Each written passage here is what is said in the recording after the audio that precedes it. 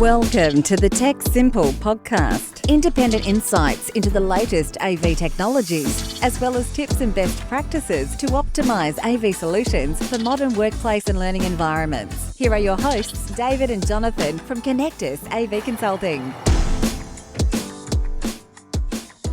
Welcome back to another episode of the Tech Simple podcast. As always, I'm Jonathan Cuthbertson, and joining me is my good friend and colleague, David Allara. Welcome, David. Hey there, Jonathan, and everyone listening. How's things with you, mate? You well? I'm doing very well. It's been a great start to the year. Really looking forward to 2024. And this guest is actually someone that I've been following for a long time on LinkedIn. They have a lot of good content there. And this discussion actually went for quite a long time, and we discussed many things. So a bit of a break from normal. We're going to split this conversation over two parts. But before that, David, who are we actually speaking to today, and what are we speaking about? Well, that's right, Jonathan. It was a very interesting discussion, and I too have been following this person on LinkedIn, a prolific content producer in all forms, and has a lot to say. Is really industry leading in the audio visual industry, in my opinion. The reason I wanted to have him on, and I will get to his name in a minute, is I have found that there seems to be a trend in the industry of late, especially in workplace, where there's a perception that AV all of a sudden is easy. You can just buy your kits and from the different manufacturers out there and put them in the rooms, and it's all very simple and plug and play. And to a degree, there is some truth to that. But there's a lot of other things that need to be considered, and that's where this person is an expert. So we have to think about, the actual people using these systems, their workflows, their expectations when using these systems, the physical environments. Does everything complement each other? Not just the video and the audio, but also the lighting and the acoustics, the color schemes and everything else like that. So that's what we're going to be talking about today in depth. Our guest is an expert in this area. We had some really back and forth conversations with differing opinions, but that's the beauty of these podcasts. So without further ado, I would like to introduce Mr. Greg Jeffries. Greg, thanks so much for joining Jonathan and I on the show today. Well, it's really great to be invited. I'm really looking forward to this. Yeah, thanks for having me. No, look, I've been wanting to get you on the show for a little while. I've been following you on LinkedIn for quite a number of months, and you've always got some extraordinary content, very detailed content in the AV space.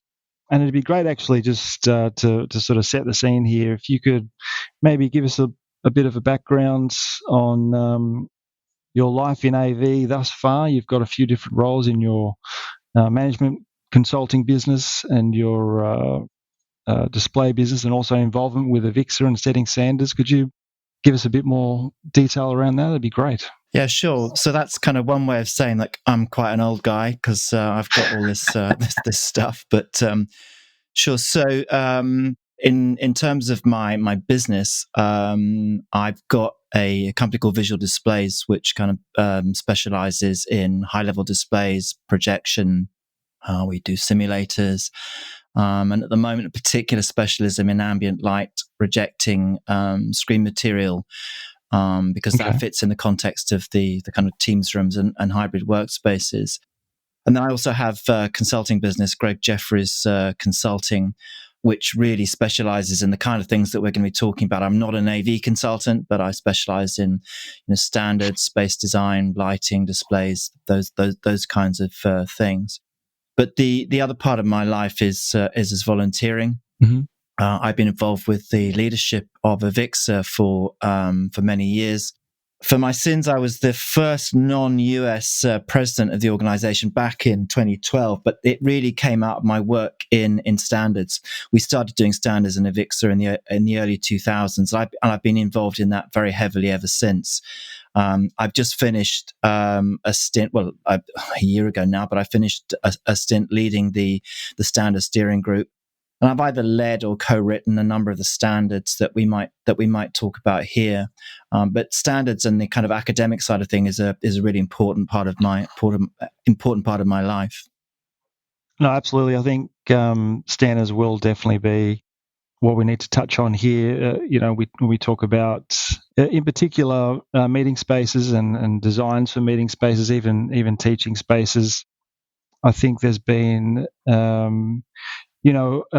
bit of a monumental change if we go back to sort of 2019 or March 2020 when the onset of the pandemic really hit the world. And we saw, I think, just a real getting together of everyone in maybe the IT department. Jonathan, we definitely saw this, just all hands on deck, just trying to make something work, just trying to get anything up and running so that people could communicate, business could continue whilst working remotely. And it was really just sort of haphazard, ad hoc stuff. I mean, what did you find, Greg, when you look back? What were people implementing in their businesses, and how has that sort of changed to today?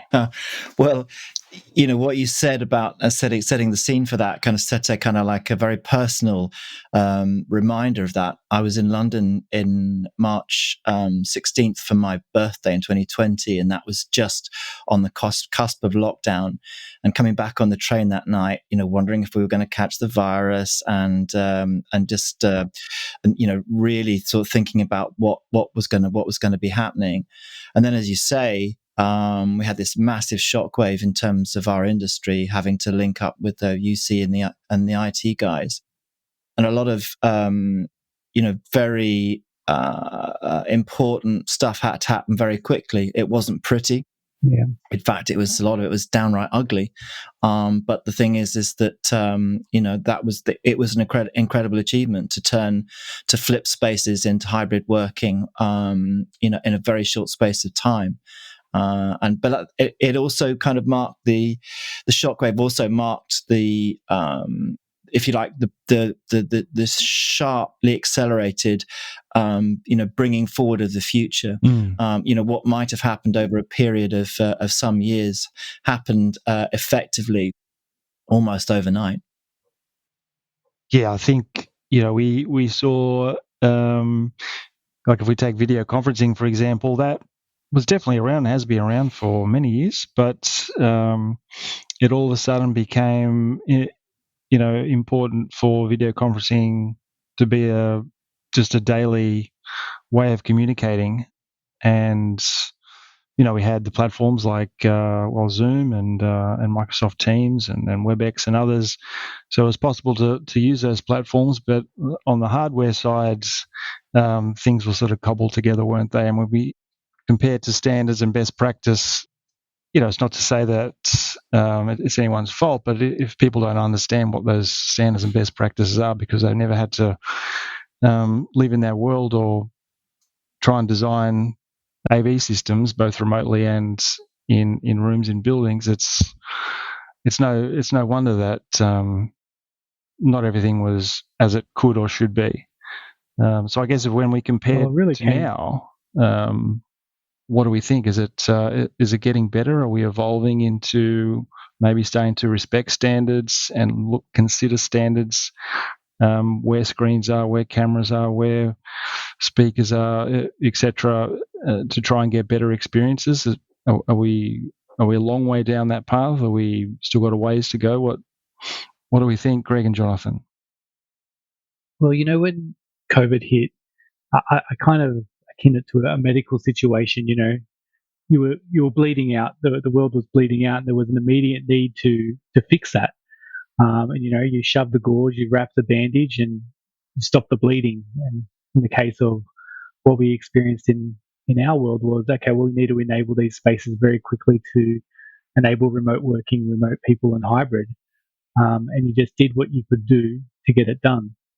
But 2020 was 4 years ago now. We're in 2024, and quite a lot of time has passed. And I think you need to cast your mind back to pre-COVID and think about the way things were done. where it was more considered and a longer approach was taken and a detailed approach was taken. I think we're at a point now where there's a risk where people forget that that's how we used to do it. And we're in this mindset now of, well, let's just keep doing what we're doing.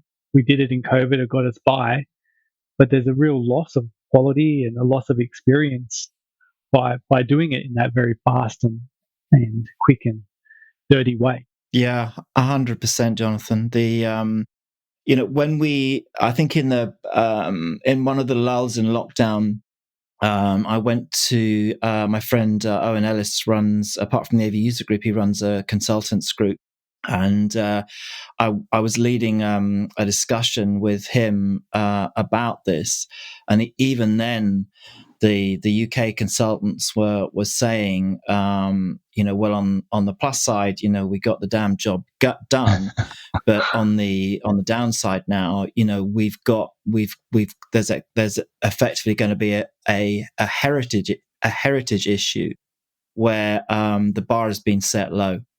What was considered good enough has had a kind of a momentum and inertia that's driven forward. And I think another part of this, which is an important kind of cultural element that in some ways we've always had to address, but for me is now really core at this, is that really we're all technologists and we love our technology, and there's a kind of a standing myth that no matter what the problems of the room or what the configuration issues are, the damn technology is going to ride in on a white horse and save the day.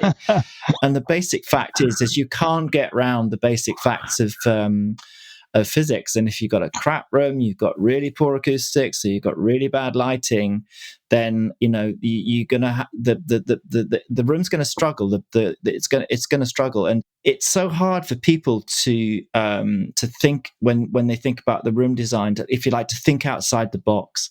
Because the whole point about hybrid is that it's not just the room itself, it's how that room self-presents in terms of video, in terms of the audio quality that comes out of there.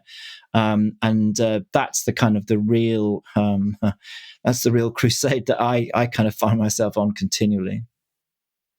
I think we're on the same crusade. I think there's also Greg, aren't we, Jonathan? I mean, it's literally, every project we work on, there's a hybrid component, of course, and trying to make that experience as good as it can be for definitely the people joining from outside the room.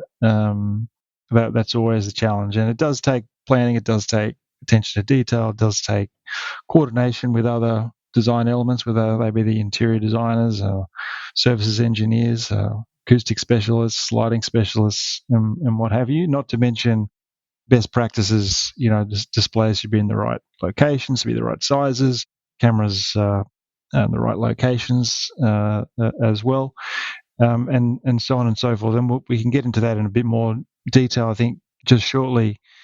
But on the positive side, I think the technology in many ways has come along in just leaps and bounds, hasn't it? I mean, what are some things, Greg, that you see in technology that has maybe really impressed you, or you just think is quite extraordinary and worth mentioning? Well, in some ways, I think that's a tough one to call out. I generally appreciate the improvement in video quality and audio quality, but I think on the same basis that any system is only as good as its weakest link. I think that the algorithms, the codecs, the signal transport are as important as the hardware, and very often one particular element like a camera or a microphone might take either the credit or the hit for something that doesn't go wrong. I tend to think of things in terms of an end-to-end things. But the technology is coming on. I think the qualified use of multi-camera systems, the gradual move this year to seeing more spatial audio, those are the things that really kind of make me interested. I think we're always going to be in this situation, aren't we, where you're kind of going to have this leapfrogging thing where you might like have a really good 4K, 6K, 8K camera, but the algorithms that drive it, that they might lag behind. Having a multi-camera system, you might have the cameras in place, but the AI algorithms that are going to drive it and to turn it allegedly into some sort of director-driven experience, that's going to follow on, and it's never going to be. We're never going to be in that brave new world. We're always going to be like a software or a hardware thing that will kind of keep pushing the boundaries. So I like to understand spatial audio. You just mentioned that maybe for the lesser, I suppose, AV type listeners. What do you mean by spatial audio?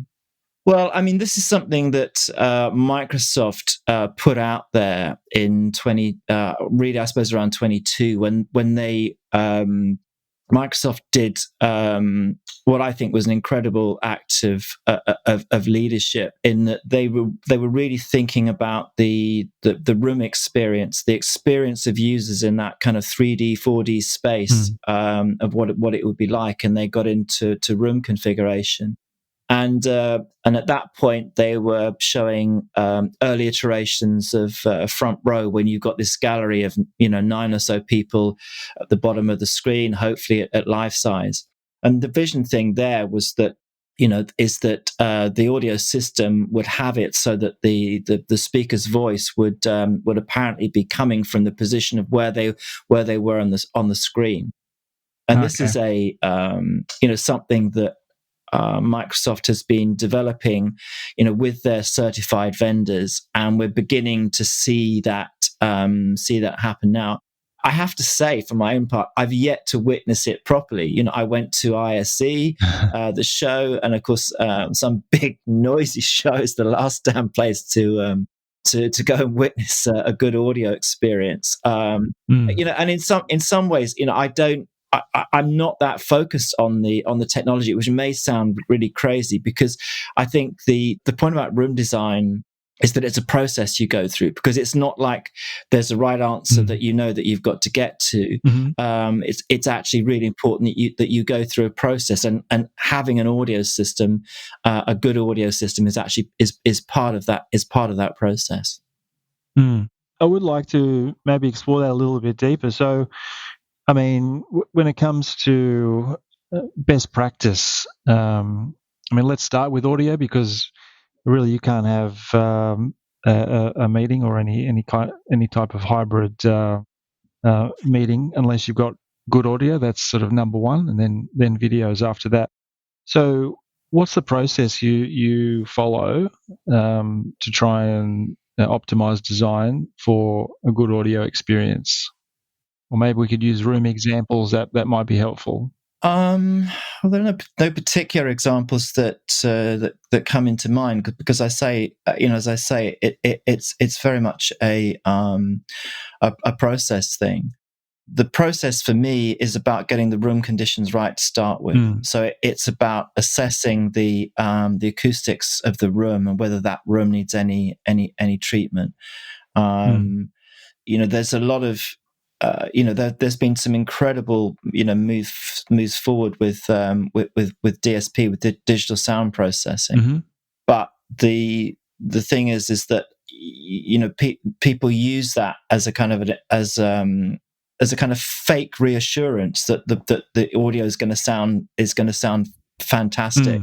And you still got those basic laws of physics, and you've got two things working against you, I think, in that scenario. One is or potentially working against you. One of that is the room acoustic. But the other is actually the position of the microphone. People have decided aesthetically they don't want mics hanging down from the ceiling. They don't want gooseneck mics on the table. But the basic fact of physics is that if you have the mic pickup, 20, 30 centimeters in front of your mouth, that's going to give the best input. And when you've got speakers on the ceiling, that is a suboptimal microphone positioning.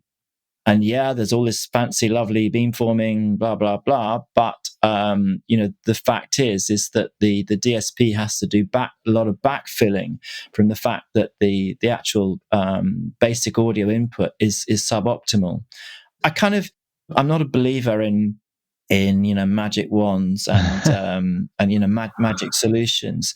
And really, my approach to this is it's the kind of the marginal gains theory. It's kind of looking at each element that there is in the space. And there's a reality check. Some spaces are good, some clients have got budget, and some haven't. And the question is that looking at it from in that kind of granular way, what are the ways that you can make at least marginal improvements, or just optimize what it is you're going to be doing? I guess there's a lot of things we can do before we even get to tech, isn't there? I mean, you've touched on a few there. The acoustics is, we agree, critical. But I guess acoustic properties are also dependent on use cases of what's going on in the space, and also a function of where people are sitting or standing when they are listening or talking, or both. And I don't know about the two of you, but I think quite often that gets completely overlooked and just not considered. Just like, oh, we have this room, and people will be in it, and design an audio system, please. But I think, just understanding, well, okay, where are people going to be sitting? Are they going to be sort of all facing one way, or are they going to be facing each other? Are they going to be all scattered about? Are they going to be sitting, standing, combination of both? I mean, you can break the back of you can formulate design choices, let's say, by maybe asking a few additional questions to try to understand a little bit more around how the space is going to be used. And then we treat the space, we look at the furniture, we work with, designers on furniture and where people are going to be sitting, standing.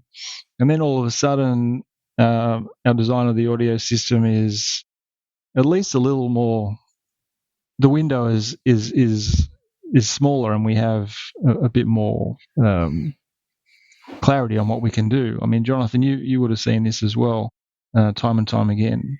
Yeah. Well, this reminds me of a particular project that I was just recently working on. And for this project, we were able to improve the audio design of the system, not by changing the speaker or changing the type of microphone, but looking at the specific space and working with the workplace designer and saying, well, if we move, this was like a presentation type space, if we move the lectern position 1.5 meters to one side, all of a sudden we're going to improve the audio experience significantly, because now the speakers are not directed at that location.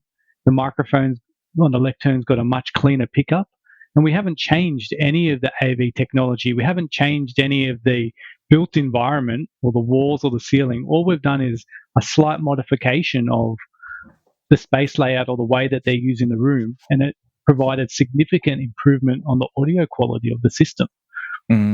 So I think you've got to, yes, acoustics are physical properties, but as you pointed out, David, let's look at how the space is actually used as well, because we might be able to slightly modify the workflow or the way it's positioned to significantly improve the experience for both the people in the room, and also, if it is a kind of a hybrid system, the people on the other side of the call as well. Yeah, I think that's a great point, Jonathan. I think although kind of light and sound is invisible, it's very important to sort of think about them and envision them as, if you like, as kind of fields of view. The room is essentially a container for energy, for light, sound, and heat, and how those things are directed and how they bounce around the room. It's kind of design 101. And the vendors would love it that whatever it is their certified system is, you just put it on there and you just switch it on and everything everything is just going to be a hunky dory. Well, that might tick the box for good enough, and it might mean that someone who's got a busy day job doesn't have to think too much about it. But I think just addressing those basics of how the things are configured, it's not very glamorous, it's not very clever, and it's an iterative thing as well. But it's just of absolutely fundamental importance, according to my book, anyway. Yeah, I guess they're little things that can make a big difference to end user experience and also to the spend of the technology on a project. You know, you don't have to go over the top and buy super expensive and wonderful beamforming microphones, like you say, Greg. Well, I mean, if you start with the end in mind, I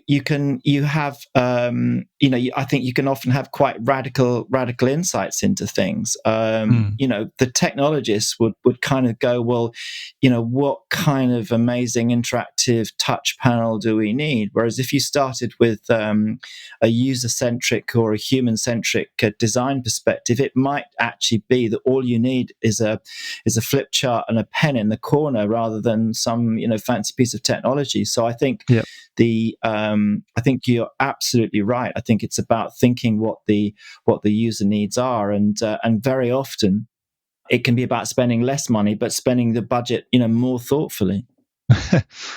That's so funny you say that, because I've said that in meetings before, and the response I sometimes get is like, "Aren't you a audiovisual designer? Like, why are you talking about removing technology and using flip charts?" Thank you for listening to this episode of the Tech Simple podcast. To like, share, or discover more episodes, head over to Spotify. If you'd like to talk to us about AV in your workplace or learning environment, book an initial discovery call with David or Jonathan at konnectus.com.au. And remember, Tech Simple!